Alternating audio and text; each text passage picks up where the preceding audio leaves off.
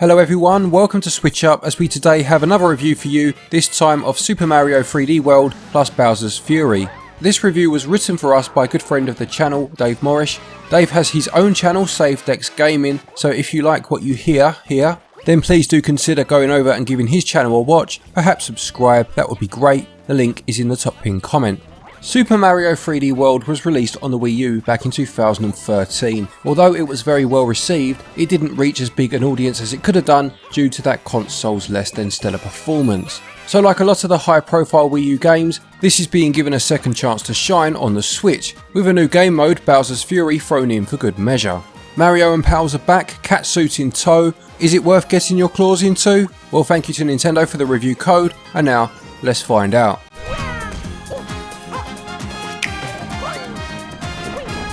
Super Mario 3D World starts with Mario, Luigi, Peach and Toad discovering the Sprixie Kingdom has been invaded by Bowser and they must embark on an adventure to save the Sprixies. Very straightforward for a Mario game, but at least it isn't Peach you're saving this time.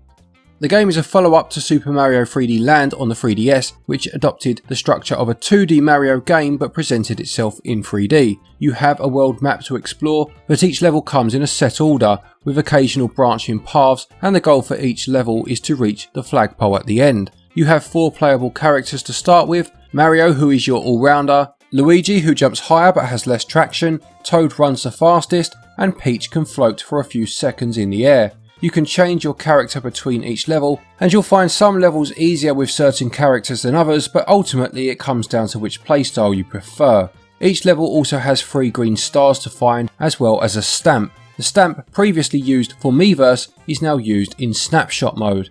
The green stars play out like the star coins in the new Super Mario series, as certain levels will require you to have collected a set number before you can enter them. The levels themselves are varied in their design and are constantly throwing different gimmicks at you, which prevents things from becoming repetitive. The main feature of this game is the central power-up, the cat suit, which allows you to climb walls, use your claws as an attack, and also to do a dive move. This is a really fun power-up to use, and the game's levels really do cater to it, with a lot more verticality than you would usually see in a Mario game. As well as your single player experience, the game is also playable with 4 players in co-op. This can be very fun and hectic, but does also have some annoying points. It has a competitive nature to it, as the person who gets the most points in each level gets to wear a crown in the next one. Playing it this way can be a lot of fun, but if you are seriously wishing to complete the game and find all of the collectibles, then this isn't the ideal way to do it. The camera doesn't pan out very far and you'll have to share the same screen, and the game seems very indecisive in who it wants to follow. If you go off screen, then it will turn you into a bubble and bring you back to the other player, which sometimes happened when I was about to grab a green star, or even if I were the one further ahead and trying to progress. There is also the option to play this online with friends, something that we tried out with one of our viewers when we streamed the game. We experienced lag at times, not just visually but also in terms of the button input, and considering that you'll be doing precision platforming at times, it wasn't exactly ideal. There are also other level types, including simple battles with enemies, green star challenges, and the Captain Toad stages, which were popular enough to get their own spin-off game, which has also been ported to the Switch. The controls are simple but work well. The moveset isn't as diverse as you would find in other 3D Mario games, as this really is designed like a 2D game, but in the body of a 3D one. The touchscreen controls from the original, which let you interact with certain objects as well as freeze enemies, have been replaced by gyro controls, and again, these do work well. Given that the game itself isn't exactly open and you are restricted to the paths laid out to you in the levels, they work really well for what they are designed for, but that does bring me nicely over to how these controls work in the other game mode, so let's now talk about Bowser's Fury. Whereas 3D World is a linear game, Bowser's Fury is a proper open world collectathon adventure.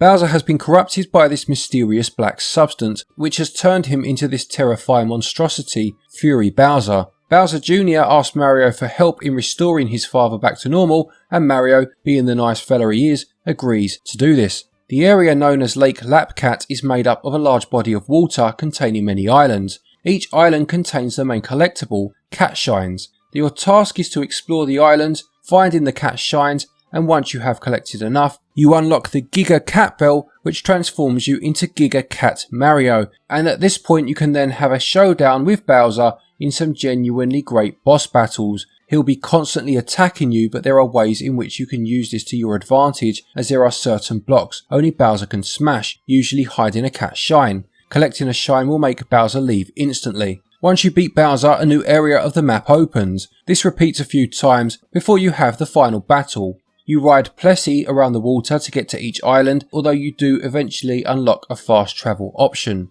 Bowser Jr. follows you around in this mode, and you can adjust in the menu how much he helps you, or you can have a second player control him. By using the gyro controls and pressing R, you can send him to specific places where he can use his paintbrush to create items for you. The controls in this world are identical to 3D worlds, although you have complete control over the camera this time. The open nature does feel like it should give you more control options. The lack of a triple jump, for example, did keep throwing me off, but how the islands are designed work really well for the moveset given, and could even be converted into levels for the main mode, and therefore feel right at home. This mode shows just how well a sandbox 3D Mario game would work with traditional power-ups, and I would like to see this idea expanded further in the future. Overall, the main game is the same one you remember on the Wii U, with a few adjustments, such as your characters moving faster and that extra dive mode that I mentioned, plus the ability to play online with friends too. Bowser's Fury takes this gameplay and puts it into a sandbox environment, and this translates incredibly well. Gameplay gets 18 out of 20. The controls work well in both game modes, although it would have been nice to see some of the more traditional 3D moves introduced to the open world nature of Bowser's Fury, and they score 18 out of 20.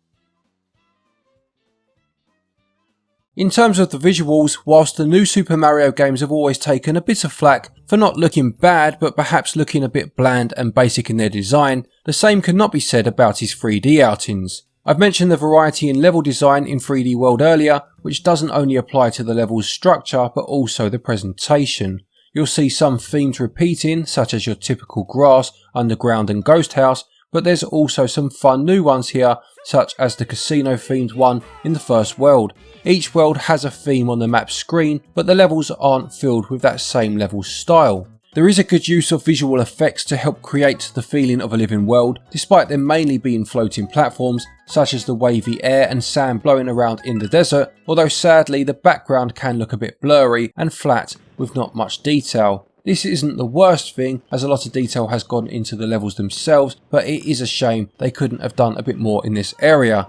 The game uses a lot of bold, vibrant colours which are very appealing, and there are some fun varieties in the enemy designs. Nintendo definitely went all out with the cat theme in this game, giving a lot of the enemies cat ears and tails, and this theme was also used to its full potential in the Bowser's Fury mode. This mode does a good job of having the mood of the scene reflected in the weather.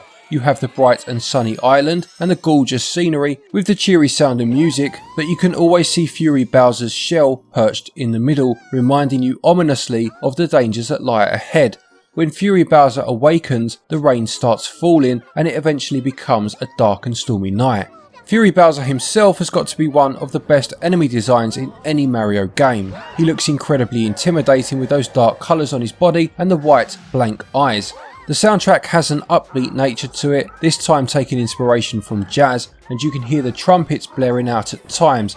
It always adds a spring to my step. Whenever I die and need to try again, that intro from the main theme is always enough to get me motivated. And finally, of course, you have those classic traditional Mario voice clips. The game's presentation is excellent, with an overall style that feels at home in the Mario universe but also having its own identity. Visuals score 18 out of 20. The soundtrack in this game is up there with some of the best in the franchise, with many of the songs having a fantastic catchy beat that keeps you motivated throughout, and audio scores 19 out of 20. Super Mario 3D World plus Bowser's Fury goes for £49.99, with regional equivalents being on your screen right now.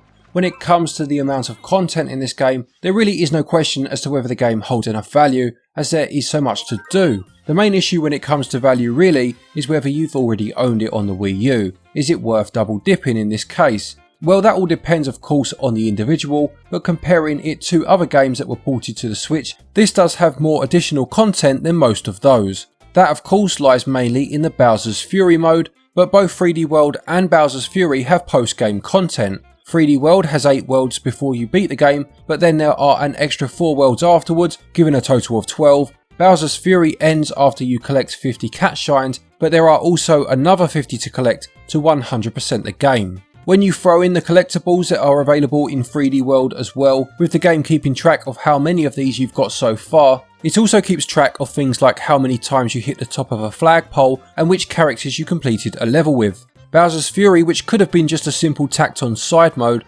ended up taking me about 6 hours to beat 100%, and I thoroughly enjoyed my time with it. If you've played the game before, it's down to whether Bowser's Fury is enough for you to pick it up again. If you've never played it, then add a couple more points onto this value score, but value gets 17 out of 20. To conclude, Super Mario 3D World plus Bowser's Fury is an excellent overall package. It's a really fun, linear style 3D platformer with plenty to do, and it's also very replayable. It has a fun but frantic multiplayer mode and the addition of online, which is a great idea, although again I just want to say the execution I didn't feel was great, with some lag when I tried it out. Nintendo could have easily just sold 3D World as it was back then, and people would have bought it, let's be honest, so the fact that they've included this expansive side mode feels surprisingly generous. It may just be enough to tempt people back that have played the game before, but if you've never played it, quite frankly, this is a no-brainer.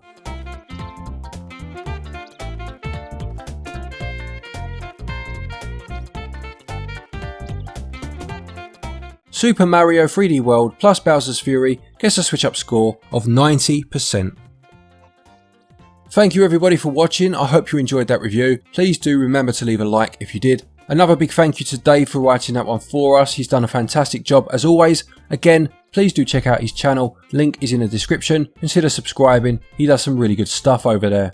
A quick thank you to our Patreons as always for your continued support, and to each and every one of you for watching our videos. Take care, stay safe, and until next time, happy gaming.